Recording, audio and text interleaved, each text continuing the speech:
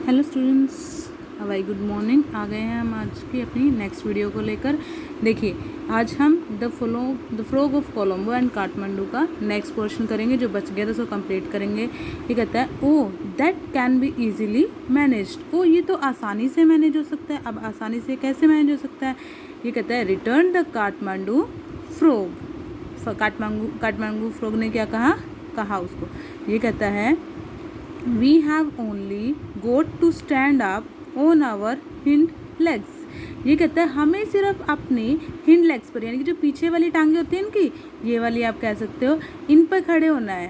तो क्या कहता है कि कैसे हो सकती है? बिल्कुल आसानी से हो जाएगा, बट कैसे होएगा? हमें क्या करना पड़ेगा? हमें अपनी हिंड लेग्स यानी कि पीछे की टांगों पर खड़ा होना पड़ेगा। And hold on to each other, और एक दूसरे को पकड़ना पड़ेगा।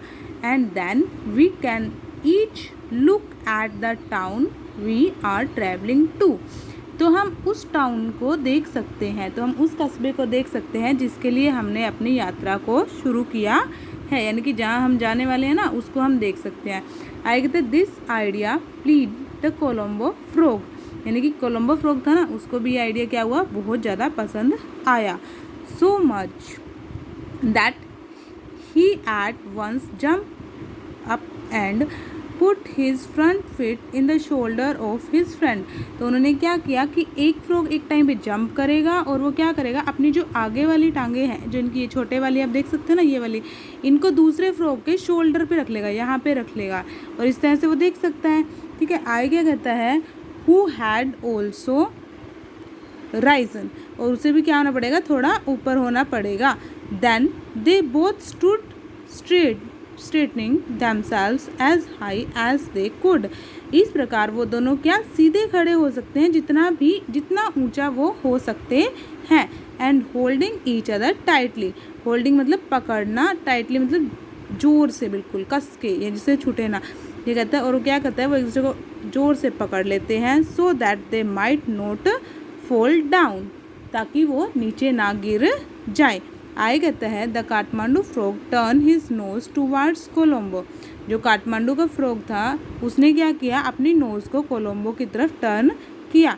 And the Colombo frog turn his nose towards Kathmandu, और जो कोलंबो का फ्रॉग था उसने अपनी नोज को काठमांडू की तरफ टर्न किया।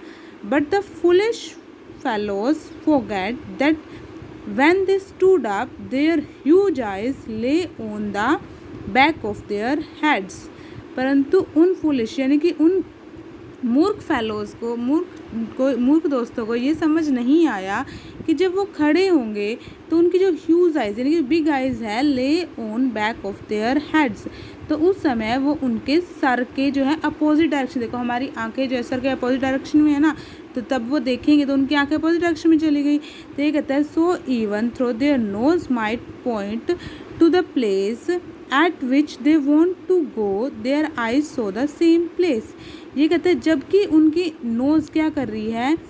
उसी प्लेस को दिखा रही है जहाँ पे वो जाना चाहते हैं, बट उनकी आइज़ कौन सा सेम प्लेस दिखा रही है? From which they had come, वही प्लेस दिखा रही है जहाँ से वो क्या है? आए हैं। आए कहते हैं डियर मी, वो कहने लगा डियर मी, प्यारे मैं। Cried the Colombo frog,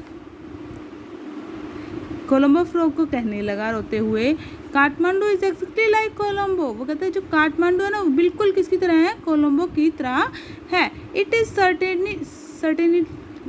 certainly not much worthy as such a long journey I shall go home. ये वो कहता है कि इतनी लंबी जर्नी तय करना, यानी कितनी लंबी यात्रा तय करना का कोई भी फ़ायदा नहीं हुआ, मुझे अब अपने घर जाना चाहिए। ये कहता है if I had known that Colombo look the same as Kathmandu.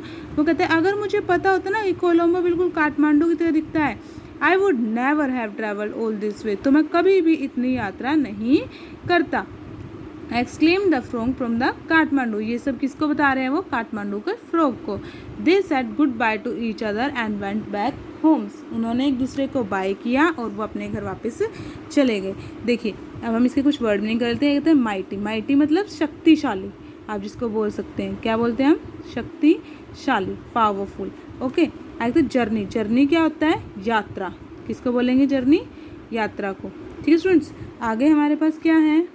आगे हमारे पास एक्सपेक्टेड। एक्सपेक्टेड मतलब किसी के लिए होप किया, यानी कि कुछ उससे आशा की कि मुझे मिल जाएगा। एक्सपेक्टेड हम आशा बोल सकते हैं, उम्मीद बोल सकते हैं किसी से। आए कहते हैं करना, सॉरी, ठीक है। कंटिन्यू, कंटिन्यू मतलब लगातार, ठीक है। कीप डूइंग यानी कि करते रहना, उसको लगता है।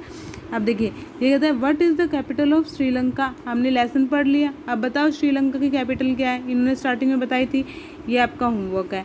ये कहते हैं which city did the two frogs live in. कौन कौन सी 2 सिटीज़ में वो 2 फ्रॉग रहते थे, ये भी आपका होमवर्क है, ये आप बताओगे। बिल्कुल आसान है, बिल्कुल हमने पढ़ा है, तो बुक वर्क करवा देती हूँ। ये कहते हैं Colombo's frog wish to see the Himalayas in the. जो कोलंबो का फ्रॉग था उसको कहाँ के हिमालय देखने थे, बताओ मेरे को। देखो इसमें क्या कहता है ये।